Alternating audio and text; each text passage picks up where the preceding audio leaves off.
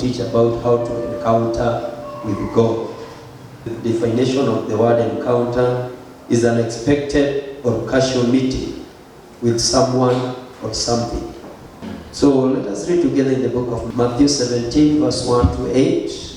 The Bible says, after 6 days, Jesus took with him Peter, James and John, the brother of James, and led them up on a high mountain by themselves. Verse 2, then there he was transfigured before them. His face shone like the sun, and his clothes became as white as the light. Just then there appeared before them Moses and Elijah talking with Jesus. Verse 4, Peter said to Jesus, Lord, it is good for us to be here. If you wish, I will put up 3 shelters, one of you, one for Moses, and one for Elijah. Verse number 5, while he was still speaking, a bright cloud covered them, and a voice from the cloud said, this is the Son, this is my Son, whom I love. With him I am well pleased. Listen to him. Verse number 6, when the disciples heard this, they fell face down to the ground, terrified. Verse 7, but Jesus came and touched them. Get up, he said, don't be afraid. When they looked up, they saw no one except Jesus. Glory be to God. Amen. This is Jesus together with his 3 disciples, whom he loved the most, Peter, James, and John. And the Bible says, after 6 days, Jesus took them on a mountain. And while he was in the front of them in the mountain, the Bible says he transfigured. Bwana Yesu asifiwe sana. He transfigured. Wakati ambapo tunaongea in the Bible kuhusu our face, is the way people see, vile ambavyo watu wanavyokuangalia, your outer appearance. Vile mtu anaweza kuangalia, na unajua mtu akikuangalia atasema vile ambavyo ulivyo. Atasema kwamba hey, na wewe ni mweupe, na wewe ni mweusi, na wewe umeparara.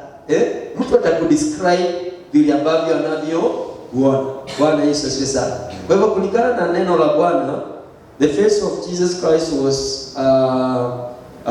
was transfigured. Na Biblia inasema kwamba his face was shone like the sun. Ilikuwa inaangaza. Iliangaza kama jua. And his clothes also, Biblia inasema kwamba zilikuwa as white as the light. Na wakati ambapo tunaongea kuhusu mavazi, the Bible says ya kwamba the clothes stands for the deeds of the righteous, matendo ya watakatifu. Ili ukaweze kujua ya kwamba you can encounter God in your life, first you should ask yourself, how do people see me or think about me? How people see matters a lot. Your testimony among people matters a lot. That is one. Number 2, vile ambavyo huwa unatenda, your deeds, matendo yako both kwa wanadamu na pia kwa Mungu, it matters a lot if you will encounter with God. Watu wengine, they don't care what other people see from them, what other people say about them. Our action, our deeds matters a lot. Bwana Yesu asifiwe sana. How can we encounter with God? Number one, we must understand the place where God wants us to be. We must understand the place where God wants us to be. Lazima tutambue ama tuelewe ni maeneo gani Mungu anataka tuwe. This time around, while Jesus was on the mountain, because God wanted to encourage him to carry on his mission. Kwa sababu mission ya Yesu ilikuwa afya kwa ajili yetu. And it reached a point, alisikia kwamba kukufa is not a joke. Imagine unajua kwamba utauawa. Na unaona tu na hawa watu unacheza na wataniua. And you are not taking care of yourself. Hakuna mtu ambaye tu atakuwa tu careless, anajua kwamba huyu ni muuaji, anatayarisha silaha, atanidhuru na aendelee kukaa. So Jesus was so much in grief. He was groaning kwa sababu alijua kwamba watu hawa they are planning to kill me. Na kila siku hawanitakii mambo mazuri kwa sababu he was gone. You can imagine Elijah facing Jezebel and the king Ahab, bringing an order of the altar of Jehovah, confronting the king. Hakuweza kuogopa kifo because he was bringing an order of God among his people. Kwa hivyo alikuwa na moral authority ya ku-encourage Jesus na kumwambia kwamba keep on, move on. Because also I confronted the kings and I brought the order. It can also be happen to you. It is now your turn. Usiachilie, endelea. They confronted Jesus. Glory be to God. Moses, the Bible says he decided to face Pharaoh, the superpower king of his days, and he feared no death. Kwa sababu alitaka to bring the order to the children of Israel. That's why when Jesus was being disturbed in his mind, alielewa ya kwamba mahali ambapo ninaweza kutiwa moyo, wacha niende mlimani, kwa sababu mlimani nitakutana na Mungu. Many times we don't encounter God in our lives even when we are in great pain. Hata wakati ndani yetu tunaogopa because we don't know where to go, where we are supposed to be to encounter God. Wakati unasikia kustuka hiyo, usiwahi ombea maombi kama haya kwako nyumbani, either on the mountain ama kanisani. Kimbia haraka kanisani, kwa sababu kanisani ndipo mahali jina la Bwana limechaguliwa likae. Kwa hivyo ukiingia kanisani, the atmosphere change. So unakuwa uko mahali ambapo licha ya kwamba nje kuna mabaya mengi yanapangwa, lakini umeingia mahali ambapo the presence ya Mungu iko. Na unaweza kusikia sasa kuna mtu unaweza kuongea na yeye, na huyo mtu atakusikiza. Jina la Bwana litukuzwe. Na wakati ule ambapo utaanza kusikia mambo kama hayo, uende mbele za Bwana, you encounter God, you pray, waambie Bwana ya kwamba ninakatana na mipango yote ambayo inaweza kuwa inapangwa. Anything that the enemy is planning against me, against my loved ones, yote ninaipangua. I dismantle the plans of the enemy. Regardless sielewi ni nini kinaendelea, but you God unaelewa kila kitu. Hakuna kitu kimejificha kwako. Jina la Bwana litukuzwe. Do you know what? Umeziba mishale ya shetani na mambo mabaya yaliyokuwa yanapangwa hayatajika kwako. Kwa sababu wakati unasikia unastuka ovyo, either jina lako linatajwa na njia mbaya mahali fulani, ama kuna mambo fulani yanapangwa. Yesu alikuwa ameenda na wanafunzi wake mlimani ili waende wakaombe. And many times walikuwa wanaenda na kuomba mlimani.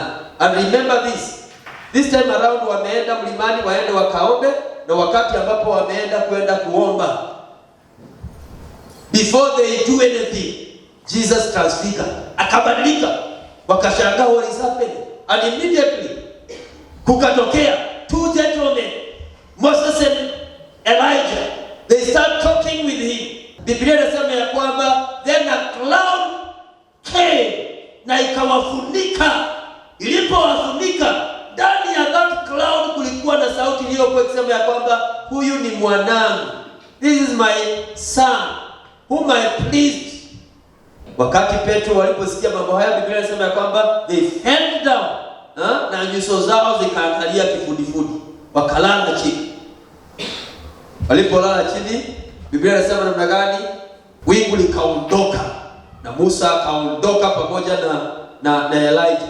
Yesu akakimbia, akajua hawa watu they are frightened, akaenda akawaguza, akawaambia amkeni, wacheni kuogopa. Jina la Bwana litukuzwe. Peter akamwambia hii eneo ni mzuri, hatutaki kutoka eneo hili. You know, when you encounter God in a place of prayer, in a place of prayers, mtu huwa anasikia kana kwamba hatatoka eneo hilo. Genesis 22 from verse number 15. The angel of the Lord called to Abraham from heaven a second time and said, I swear by myself, declares the Lord, that because you have done this and have not withheld your only son, verse number 17, I will surely bless you, make your descendant as numerous as the stars in the sky and as the sand on the seashore. Your descendant will take possession of the cities of their enemies. Bwana Yesu asifiwe. Abraham anaambiwa go and sacrifice your son. And immediately hakushinda akiuliza maswali, akaamua kwamba ninaenda. Na akaenda kutoa Isaka sadaka. Na alipokuwa amefanya mambo yote na amemwekelea kwa madhabahu ili amtoe kama kafara, Biblia inasema ya kwamba Mungu akamwambia kwamba usimtoe mwanao. Tazama nyuma yako kuna kondoo, ukamtoe kwa niaba yake. And the second time Mungu aliponena anamwambia kwamba kwa maana because you did not withhold your beloved son and your only son, surely I will bless you. Glory be to God. Bwana Yesu asifiwe. And remember, for many years Abraham remained childless until when God came to fulfill his promise to Abraham. And this time, wakati ambapo mwana amepatikana, then the same God ana demand Isaac atolewe kafara. Anaambiwa kwamba enda katika mlima Moria, mojawapo wa mlima nitakao kuonyesha. You know, it's very important to know or to understand where God wants you to be. Bwana Yesu asifiwe. Anaambiwa usiende utolee tu kafara mahali popote. Na ndipo nimesema ya kwamba it's good to understand where God wants you to be, kwa sababu hautakuwa tu mahali popote. The reason why many people are failing today to encounter with God, kwa sababu wako mahali ambapo hapahitajiki na wanahitaji kukutana na Bwana. Abraham obeyed God bila kuuliza maswali. After 100 years, after 1 century, Mungu umenipata ukanipa mtoto, tena you are demanding this son. Hakuuliza maswali, alichukua. He obeyed God. Sometimes our questions hinders God to come through in our lives. Sometimes it's good to obey. Mungu akinena, as long as you have heed to the voice of God, umesikia na umetekeleza sauti ya Bwana, God will visit you. Jina la Bwana litukuzwe. So if you want to encounter God in your life, just walk in obedience like Abraham. Abraham obeyed God. Live in obedience. Wacha kuwa na mambo mengi, just obey. Another area where we can encounter with God is in the altar of sacrifice. When Solomon ascended to the throne, the Bible says he gave 1,000 sacrifices katika madhabahu ya Gilboa. Na Biblia inasema ya kwamba alipokuwa ametoa kafara 1,000 akachoka, na alipochoka akataka kulala, na alipotaka kulala, Biblia inasema namna gani?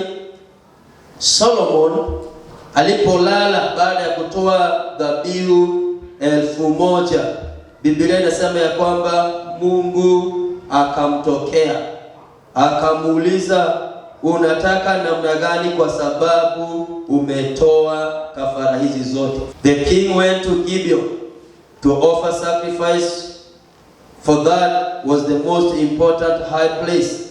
And Solomon offered 1,000 burnt offering on that altar at Gibeon. The Lord appeared to Solomon during the night in a dream, and God said, ask for whatever you want me to give you.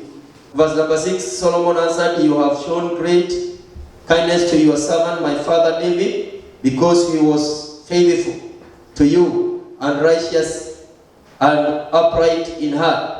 You have continued this great kindness to him, and have given him a son to sit on his throne this very day. Now, Lord, my God, you have made your servant king in place of my father David. But I am only a little child, and I do not know how to carry out my duties. Verse number 8, your servant is here among the people. You have chosen a great people, too numerous to count or number. Verse number 9, so give your servant a discerning heart to govern your people, and to distinguish between right and wrong, for whom he is able to govern these great people of yours. Verse number 10, then the Lord was pleased that the Solomon had asked for this. Verse 11, so God said to him, since you have asked for this,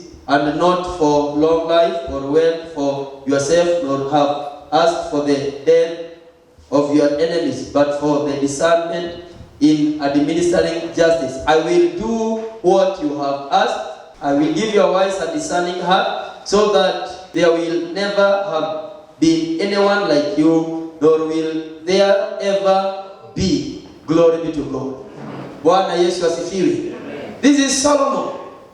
Solomon amekalia kiti cha utawala, ameenda mbele za Bwana. Biblia inasema ya kwamba in a high place to offer sacrifices to God. Na wakati ameenda pale ametoa 1,000 sacrifice. Na wakati ametoa, Mungu God appeared to him na akamwambia, hey Bwana, ni nini unataka kwa sababu umekuja kutoa kafara hizi zote? Solomon anaanza kumwambia, you have been kind to us. You have been kind to your servant David, because he was a faithful servant. Glory be to God. Na because sasa you have shown your mercy on him by accepting his son on the throne. Na ndipo sasa niko katika kiti hiki. Kwa hivyo another place where you can exercise in your life, and this is a very critical place. Mara nyingi watu huwa hawataki kusacrifice. Bwana Yesu asifiwe. Wanataka kuambiwa pokea na kupokea. Lakini sometimes kupokea peke yake haitakusaidia. You need to give sacrifice to God. If you want to ascend in any place, it's good to sacrifice. Kwa sababu eneo lolote la maisha huwa linahitaji Mungu kukusaidia. For instance, umeingia katika ndoa na umeasimu vile ninaitwa sweetie, naitwa sijui nini, mimi ndiye nyanya, nimekuwa kama tunyanya na nyama ya huyu jamaa. Wewe, you need to go to God in a place of sacrifice. You give sacrifice to God to establish yourself in that position. Ukiassume, remember assumption is the mother of all frustration. Umepata a position in a working place. Wale watu wote ambao walikuwa wameapply for this job, tumekuchagua wewe ili ufanye kazi mahali hapo. Alafu unyamaze tu hivyo. Mpendwa, mapepo yatapigana na wewe na yatakuleta chini. If you want to encounter God in any place, hata hiyo eneo ambalo umeingia, you need to give sacrifice to God. And in a place in the altar of sacrifice, Mungu atakuja na atakuuliza, hey, umekuja kutoa kafara kwa sababu unataka nini? And now you express yourself to God. I want this and I want that. Sometimes your miracle is hidden in the altar of sacrifice, but you don't know. And you assume all is well. Kwa sababu you assume all is well, unajikuta katika mashaka makubwa. May God help us. Katika jina la Yesu. Bwana Yesu asifiwe sana. There is something which Solomon mentioned to God. that my father, your servant David, was a faithful servant. That's why you have met his desire. Na ndiposa umenichagua nikalie kiti kwa niaba yake pia. Another place that you can encounter God is when you are faithful to him. Because when you are faithful to God, you will follow his instruction. You will walk in his ways. You will do exactly what he commands you to do. Sometimes because we are not faithful to God, we don't care. And that's why unakuta ya kwamba there is a lot of commotion in our life. Kwa sababu mapenzi yetu na mapenzi ya Bwana zina clash. Ili kusiwe na that clash ya mapenzi yako na mapenzi ya Mungu, it's very important for you to be faithful to God. Bwana Yesu asifiwe. When you are faithful to God, utaweza kusimama in that marriage. Applying all the principles of marriage. Utaweza kusimama kama kijana, applying all the principles of a young person. Another thing that will help you to encounter with God is hiding the word of God in you. Ufiche neno la Bwana ndani yako. Utatembea na utakutana na Bwana. Psalm 119 verses 9 and 10. David anauliza ya kwamba kijana aiweza kuisafisha njia yake namna gani ili aishi maisha matakatifu. Verse 10 anasema ya kwamba nimelificha neno lako ndani yangu nisije nikakutenda dhambi. So when you hide the word of God in you, that word will direct you, will guide you. Hautakosa njia, hautaenda mahali ambapo hakuhitajiki. You will always be at the right place at the right time, kwa sababu you apply the word of God in you. Bwana Yesu asifiwe. The reason why sometimes we crash in life, because you find yourself in a wrong place at the right time. Yesu alificha neno la Bwana ndani yake. That's why hata alipokuwa anajaribiwa na shetani, alikuwa akimwambia kwamba it is written. Sitafanya hivyo unasema kwa sababu it is. Sitakula hicho ambacho unasema because it is written. Sitainama because it is written. When you hide the word of God in you, that word will become the light of your feet and will never be stumbled. Huwa tunakwazwa mara nyingi kwa sababu hatuna na kitu cha kutuongoza. Tunajiongoza na mawazo yetu. You just unakuta kwamba umekwazika kwa ndoa kwa sababu tu unajiongoza na mawazo yako. And sometimes our minds are wrong. You cannot only follow your mind. Wakati mwingine mawazo yako yatakudanganya. You need to have the counsel of God. And the counsel of God amepeana kwa neno lake. Read the Bible. Itakusaidia kama mwanabiashara, how you can conduct yourself. How you can treat customers. How you can make well. Wewe ni mtu ambaye ameajiriwa. You are a servant, umeajiriwa. Soma Biblia, inaongea vile ambavyo you can conduct yourself hapo ambapo umeajiriwa. Wewe umeajiri watu, you are a master or mistress. Soma Biblia, inaongea vile ambavyo unastahili kuhandle your servants. Don't mistreat them because you are above them. Remember, you are not above everything. The Bible says even those who are masters, they should remember that there is a master in heaven. God in heaven is their master. If you mistreat your servants, he can also mistreat you. So you choose the way to go. Are you getting me? So if you want to encounter with God, hide the word of God in you. Feature neno la Bwana ndani yako, and you'll never be stubborn in your life. Glory be to God. Amen. You want to serve God? Nataka kutumikia Bwana? It's very simple. The quality and the qualification and the life of a servant is written in the Bible. Hallelujah. Amen. Ephesians 4 verse 1, the Bible says, let us live life worthy our calling. If God has called you to serve, just live life worthy your calling. But hauwezi kuwa tu ati umeokoka Jumapili ndio unataka kutumikia Mungu. Ndio unataka kuja kutumikia Mungu. No, it cannot work. You be stumbled. Mara nyingi utakwazika katika huduma. Utakuta ya kwamba you are not delivering kile Mungu angetaka udeliver. And the issue here is You are obligated to deliver His will in the life of people. That is the case. Hide the word of God in you, and you will encounter God in your life. Katika jina la Yesu. Do you want to encounter God? Hide the word of God in you. You will never be stumbled. And the reason why today the lives of many people are stumbled, wamekwazika, ni kwa sababu wamekosa kulificha neno la Bwana ndani yao, and they never encounter God in their life. Hawapatani na Bwana katika maisha yao. If you don't want to be stumbled, hide the word of God in you. And remember, above all, understand where you are supposed to be always. Sini sawa? Understand where you are supposed to be. Daudi anasema katika Zaburi 1 ya kwamba heri mtu yule asiyekaa katika baraza la wakosaji, na asiyeenda na njia za watu wabaya, na hafuati ushauri wa watu wabaya.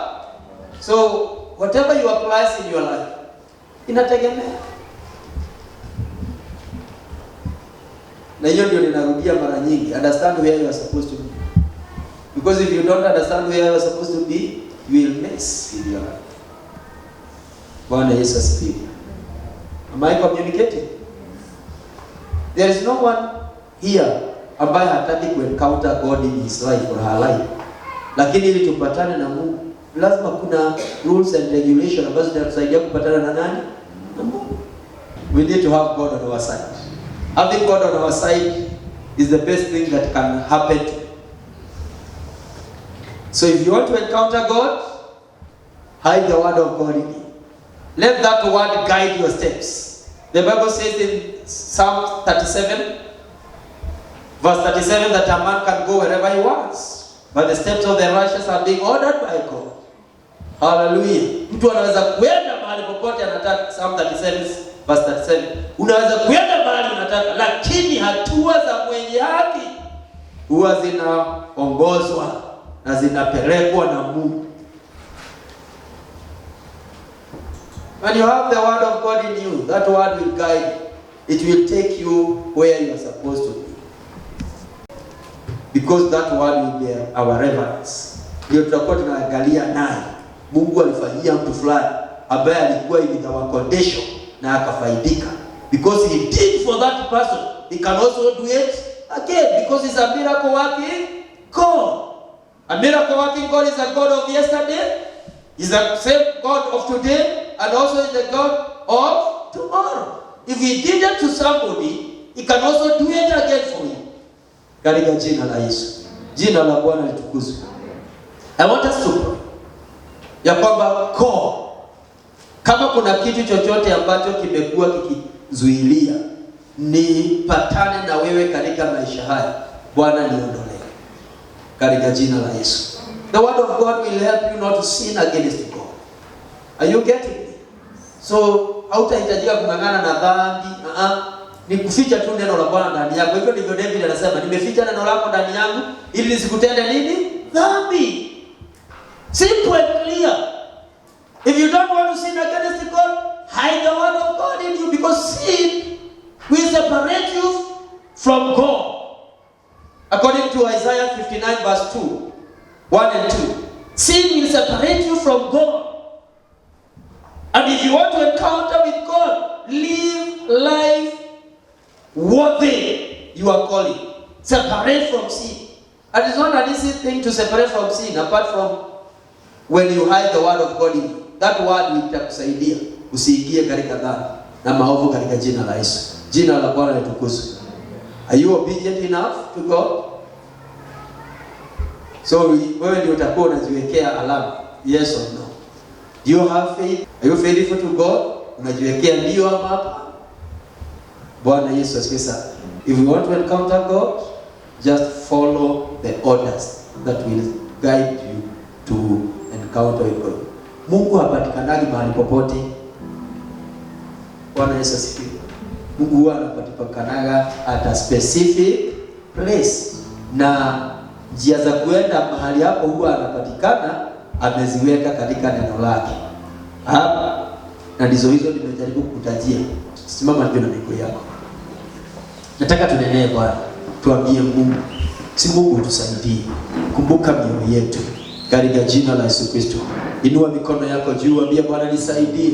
Sitaki kuwa ninakuja katika ibada ninatoka hivyo. Sitaki kukaa tu bila kukuona katika maisha yangu katika jina la Yesu Kristo. I want to be transfigured in my life. Nataka kuona mabadiliko, nibadilishwe katika maisha yangu. Watu wote wakanione nimebadilika katika jina la Yesu Kristo. Weka mikono yako juu, nenea Bwana, mwambie Bwana, siku ya leo nimesimama mbele zako, ukanisaidie. Nimekuja ukanikumbuke, nimekuja ukaniinue, ukanitembelee Bwana katika jina la Yesu Kristo. I want to experience you in my life this morning in the mighty name of Jesus. We want to experience you in our families, Lord. We want to encounter you even in our working places, oh Lord. We want to encounter you even in our ministry, in our calling, Jehovah, in the mighty name of Jesus. Inaombea kanisa lako katika jina la Yesu Kristo. Help us to walk in obedience. Help us, oh God, to be faithful. Oh my God and my Father, mara nyingi hatujaweza kuwa waaminifu. Tusaidie Bwana, tuwezeshe Mungu wetu kuficha neno lako ndani yetu, ili tukatembee na wewe, tukashikamane na wewe Bwana, ili ukaweze kutusaidia kwa njia kubwa na ya ajabu. Mioyo yetu tunainua mbele zako, ukatukumbuke katika jina la mwanao. Saidia ndugu huyu, saidia dada huyu Bwana. Wengi wanatamani kukuona katika ndoa zao Bwana, wengi wanatamani kukuona katika maisha yao. When Moses encountered with you Lord, aliomba ya kwamba asiende peke yake kama hautaenda na yeye Bwana. And you promise him that you will walk with him, oh God, and your presence will be available for them. I pray, my God, that your presence, let it be available for each one of us in the mighty name of Jesus. Wapendwa pia Bwana, uwepo wake siku zote uwe pale kwa ajili yako katika jina la Yesu Kristo. Let your presence be available in our for us, in our marriages. Let your presence be available for us, oh God, for our children, in the mighty name of Jesus. Let your presence be available always for each one of us, in the mighty name of Jesus. We want to encounter you as a business people, as a business community. We want to encounter you, Lord, in the mighty name of Jesus.